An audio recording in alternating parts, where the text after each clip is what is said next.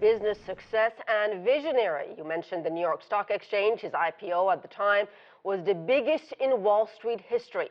So what is next? Let's bring in Dan McClory, the managing director and head of China for Boustead Securities. Dan, what do you think are the main reasons behind Jack Ma's success and the success of his company, Alibaba? Well, I've got to say there's at least two things. One is, first of all, a rhetorical question. What is there not to like about Jack Ma? I mean, he's an incredibly likable, inspirational guy, number one. And number two, to use a word that's kind of in vogue today, he's extremely intentional. He does things with purpose and intent.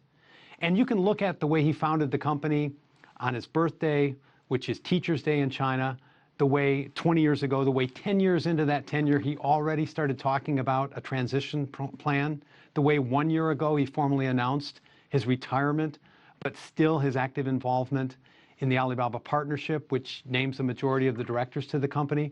But I think this is a guy that you just can't not like. He is inspiring.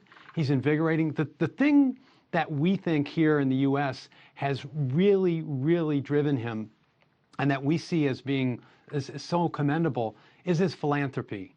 This is a philanthropic guy. In his veins, he wants to give back. He's been giving back for quite some time. So I think all of that has contributed to the phenomenal success of Alibaba as a company. And nearly half of the company's senior management team, they're women.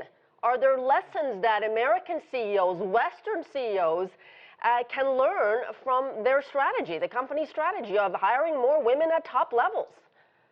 I think so. And I mean, Jack Ma has always created a meritocracy. And he talked about in the early days, we're going to live here, we're going to sleep here, we're going to eat here, we're going to win together, we're going to lose together. And he has just got everybody to row in the same direction. And for him, it hasn't been about background. It hasn't been about, are you male or female? He just wants people that really want to give their all. And as he says, that will dream along with him. So I think it's incredibly noteworthy that half of his senior management team consists of women. I think it's even more incredible that he has contributed so much money to try to alleviate rural poverty in China, which is one of his top causes. And again, that he's so intentional that he's decided at the tender young age of 55, 3 years before Bill Gates decided to retire, that he's going on to another chapter, and he's going to do it in that same intentional way. Dan, talk about Alibaba's business presence here in the United States. Do you foresee some challenges ahead because of this trade war going on? Perhaps. And I say that only because remember what Jack Ma is doing in the U.S. So this is somewhat of a paradigm shift, okay? So Jack Ma is opening up the U.S. market to Alibaba.com. There's three marketplaces that the Alibaba Group has. There's Tmall and Taobao, which are consumer-oriented, almost exclusively focused on China. And then there's Alibaba.com, which is international. But right now, Alibaba.com consists of 95% of the sellers coming from China, and a third of the buyers are here in the U.S. Well, now he's opening up that marketplace to U.S. sellers, and Office Depot is one of the first to sign up. He's decided to locate in a somewhat trendy area of Brooklyn, and unlike his competitor Amazon, who kind of got tossed out of New York, Jack Ma is there to stay. Alibaba is going to forge a presence.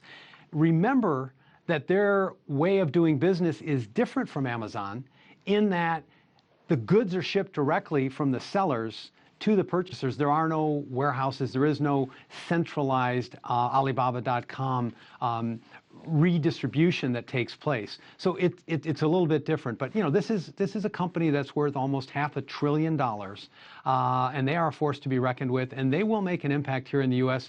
regardless of the trade wars. Remember, they're right now they are empowering U.S. sellers to be able to open up larger markets. All right, we'll have to leave it there. Dan McClory, thank you so much.